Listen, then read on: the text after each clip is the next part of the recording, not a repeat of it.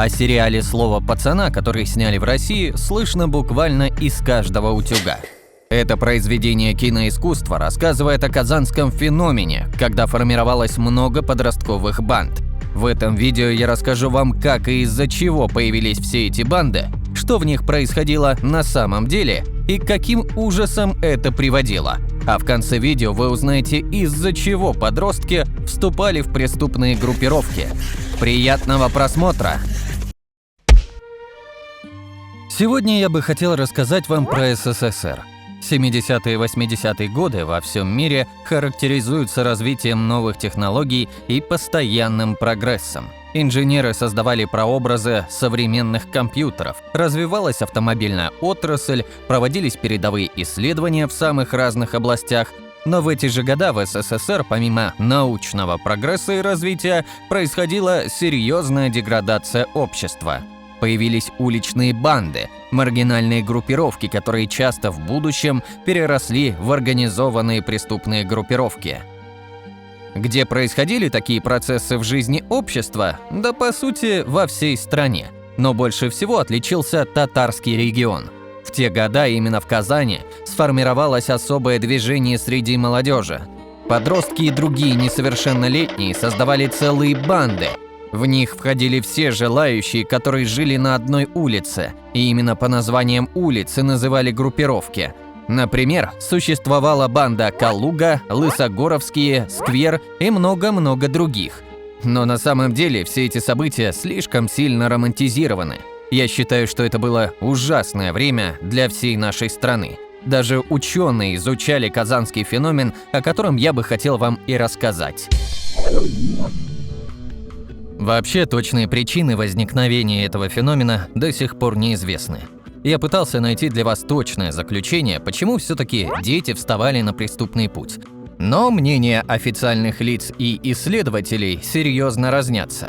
Почему? Да потому что, когда происходили стычки и другие печальные события, которые нередко приводили даже к гибели участников, никто не раскрывал правды, почему произошел конфликт. Банды всегда скидывали друг на друга ответственность. Хоть единой точки зрения нет, я расскажу вам о наиболее интересных предположениях. По мнению многих ученых и высокопоставленных лиц, казанский феномен появился из-за популяризации воровской романтики. После смерти Иосифа Сталина из тюрем было выпущено более миллиона заключенных. Все они транслировали в общество идеи воровского мира. Естественно, неокрепшие умы подростков и детей быстро были захвачены пропагандой преступности, и это определенно повлияло. Еще один фактор появления маргинальных группировок, о котором говорили многие исследователи, это несогласие с устоями общества. Подростки всегда желали получать от своей жизни большее, а типичная жизнь взрослых в СССР – это скучная работа, дом и иногда выходные. Поэтому романтика преступного мира еще больше подкупала. Да и к тому же была своеобразная лестница развития в этом новоиспеченном мире. Даже самый обычный парень из спального района видел перспективу стать главарем банды, а в будущем еще более крутой личностью. Это был своего рода социальный лифт, который давал возможность получить поддержку правоохранительных органов, доступ к любым товарам и услугам, а также многому другому. Но лично мне очень нравится идея вмешательства извне. По этой теории все эти события были спланированы акцией Комитета государственной безопасности, чтобы отвлечь подростков и детей от существующих проблем в стране. Было много слухов, мол, у крупных и авторитетных группировок был свой куратор из спецслужб, который передавал им информацию о других бандах. При этом у небольших и неизвестных групп таких наставников не было, да и сообщать о них нельзя было. А в 90-х и вовсе появилась информация, что все эти печальные события – дело рук ЦРУ из Запада. Предполагалось, что США так планировали дестабилизировать ситуацию в СССР. Я также нашел информацию, что в те времена в обществе был настоящий социальный и духовный кризис. В Казани был достаточно низкий уровень культуры, так как было достаточно много запретов. В городе закрывались дискуссионные клубы, людей с активной жизненной позицией преследовали, малое количество кружков и секций, ну и, конечно же, конфликт отцов и детей. После Второй мировой войны, как вы можете знать, почти все жители деревень стремились переехать в города. Из-за большого притока взрослых и необразованных жителей сельской местности в современную Казань возникали конфликты между подрастающим поколением и взрослыми. Для детей все эти приезжие больше не были авторитетами. И как вы думаете, в условиях, когда у вас есть только школа и улица, в стране популяризируется воровская жизнь, а вокруг неприятные взрослые люди, которые к тому же требуют к себе излишнего уважения? Как в таких условиях не появиться маргинальным группировкам? Лично мне кажется, такой исход был неизбежен. Но то, к чему привел казанский феномен, очень сильно пугает.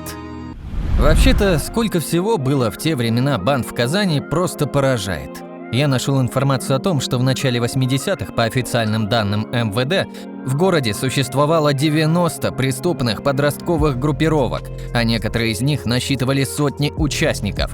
Есть информация и о том, какая была иерархия внутри банд. Градация участников была по возрасту. В самом низу стояли самые младшие из ребят. Их называли по-разному, например, скорлупа и шелуха. Были и более грубые обозначения, появившиеся от матерных слов. Я их, пожалуй, не буду озвучивать, но были и более мирные названия, такие как «зеленый» или «первый возраст». По иерархии за ними шли супера, затем молодые, средние и на самой верхушке старшие и старики. Были у банд и лидеры, в основном происходящие из стариков, а самые авторитетные личности хранили оружие. От того, к какому классу принадлежит участник, зависели и поручения. К примеру, самым младшим поручалось лишь следить за происходящим и стоять на шухере. Ребята постарше должны были охранять свой район, а еще более взрослые ребята были главными бойцами, которые и участвовали в массовых потасовках. Но меня больше всего поражает то, сколько всего перекочевало из преступного мира к подросткам. В таких бандах был даже свой общак. Это настоящий банк, в который скидывали деньги все участники группировок.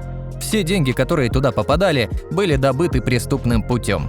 Например, вымогательством мелочи у школьников, да и вообще все преступления с финансами происходили в основном в учебных заведениях. Но больше всего меня пугает то, что я расскажу вам дальше. В основном в бандах состояли юноши, но девушки также встречались. Они были наравне со всеми остальными участниками и достаточно часто вступали в интимную связь в раннем возрасте. Но были и те девушки, которых просто использовали. Они жили по устоям банд, но им приходилось вступать в интимную связь со всеми участниками. При этом чаще всего не по своей воле. Подростки часто насиловали девочек, и нередко эти преступления были массовыми. Естественно, это никому не нравилось. Но самое ужасное – то, что больше половины всех насильников не испытывали никакого сожаления. А то, что девушки получали психические травмы и часто совершали самоубийство, это никого не волновало. Но что я все об устоях и так далее? Все же пришли послушать от меня самые ужасные события и происшествия в таких бандах. Так вот, даже чтобы попасть в банду, надо было пройти своеобразное посвящение. Оно заключалось в том, чтобы подраться с сильным соперником. Этот ритуал назывался пришиванием. Часто новичка заставляли напасть на прохожего или участника другой банды. Нередко новоиспеченных просто избивали, тем самым принимая в банду. Драки между группировками были настоящим побоищем. Подростки сражались стенкой на стенку. Обычно такие массовые драки были между дворами или даже районами. В перепалках ребята использовали ножи, арматуру или палки. Вы только задумайтесь на секунду. Ножи, арматуру и палки. Но я нашел более интересную информацию. Черепно-мозговые травмы называли копилкой, а выражение «сделать копилку» означало нанесение таких увечий. Помимо холодного оружия использовались и настоящие бомбы. Подростки использовали баллончики сжатого воздуха из-под сифонов, устройств, благодаря которым можно было сделать газировку из чего угодно. Их использовали в качестве гранат, которые работали буквально так же. Нередко от таких баллончиков страдали и обычные прохожие. Меня поражает еще тот факт, какими были драки. Нередко в них участвовали сотни подростков, но были и ограничения. Например, нельзя было бить ногами, трогать лежачих было запрещено. А также в драке нельзя было наносить тяжких увечий и убивать. Все бои шли до первой крови, но, к сожалению, даже эти правила не давали гарантий того, что какие-то отморозки изобьют кого-то до смерти, и лично меня это больше всего пугает. Но не всем ребятам нравилось то, что происходило внутри таких группировок, и они пытались выйти из банд. Этот процесс назывался отшиванием. Но покинуть банду добровольно было очень трудно психологически. К покинувшим домой приходили соратники и вымогали деньги. Часто подростки избивали других ребят прямо на людях, к тому же обвиняя их в предательстве. Нередко те, кто хотел покинуть банду, старались получить в драке тяжелую травму головы, ведь это автоматически означало то, что человек больше не может участвовать в жизни группировки и беспокоить его нельзя. Еще я нашел информацию, что ребят могли буквально изгнать. Например, из-за кражи у своих соратников, постоянных оскорблений, нападений на прохожих без причины, прогулов в собрании за трусость, а также за вранье.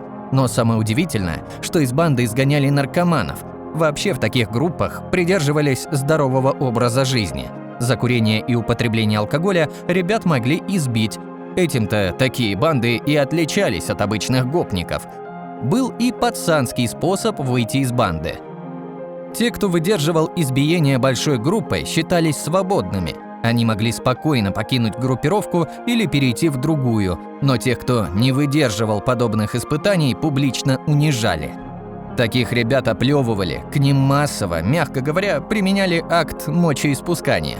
В общем, такие ребята были опущенными в глазах реальных пацанов. Приближаться к ним, общаться и здороваться было запрещено. И таких неудачников по меркам банд называли «Получается, Маратик, ты чушпан?» В итоге покинуть такие группировки было настоящим испытанием. Если подросток понимал, что пацанская жизнь не для него, и он хотел вернуться в обычное общество, то ему приходилось пройти очень жесткие испытания, связанные с риском стать изгоем. А как вы думаете, смогли бы вы побороть страх и выйти из такой банды? Обязательно напишите об этом в комментариях. Но что я все рассказываю об устройстве таких районных групп? Вам же будет куда интереснее послушать об известных событиях, которые происходили во времена Казанского феномена. Так что внимательно слушайте, дальше будет самое интересное. Одним из наиболее известных событий стала драка на Голубом озере. Среди пацанов ее прозвали «Ледовым побоищем». Она состоялась между двумя самыми крупными бандами – «Грязь» и «Жилка». По разным данным, драка произошла в январе то ли 1984 года, то ли 1987. В том событии принимало участие несколько сотен подростков. Источники, где я нашел информацию, указывают на то, что в тот день две крупных банды встретились около Голубого озера, чтобы разобраться во всех вопросах. Как таковой драки там почти не было, так как лидеры группировок по результатам переговоров решили не вступать в конфронтацию. К тому же недалеко было много милиционеров. Между подростками произошла небольшая стычка, в которую вмешалась кавалерия. Хулиганы же, в свою очередь, били по полицейским и лошадям арматурой и цепями, но после того, как услышали сирену, начали разбегаться. Тогда милиционеры смогли поймать несколько десятков участников и даже лидера Жилки. И его, к слову, приговорили к 4 годам лишения свободы за хулиганство. Вообще массовые драки происходили постоянно. Часто участники узнавали о том, с кем они сражаются, лишь в моменте, когда бежали на противника. Такие события чаще всего были в парках, скверах, лесных зонах, а также у озер и там, где меньше всего свидетелей. Участники часто попадали в милицию и получали самые настоящие сроки за хулиганство, и это их не останавливало. Подростки продолжали свою преступную деятельность, даже несмотря на пристальное внимание правоохранительных органов. Естественно, такие группировки не приводили участников ни к чему хорошему. Помимо сроков за хулиганство, некоторые ребята попадали в тюрьму и по более тяжелым статьям, а некоторые особо крупные и влиятельные банды в итоге становились организованными преступными группировками.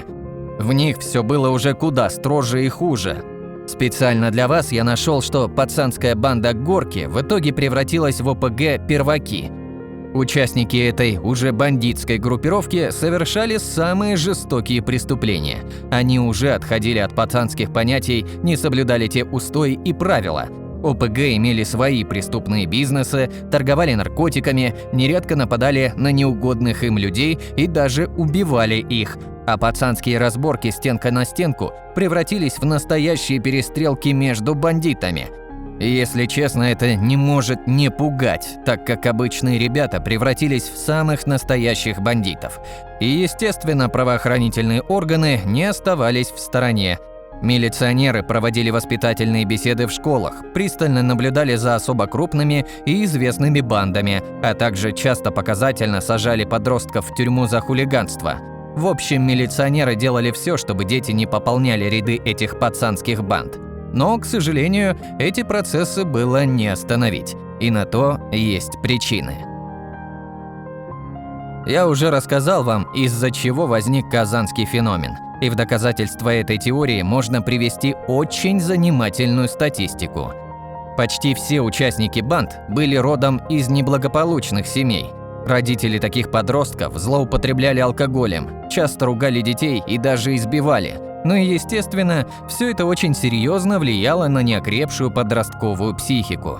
Дети шли в банды, чтобы получить защиту от нападений со стороны не только общества, но и семьи.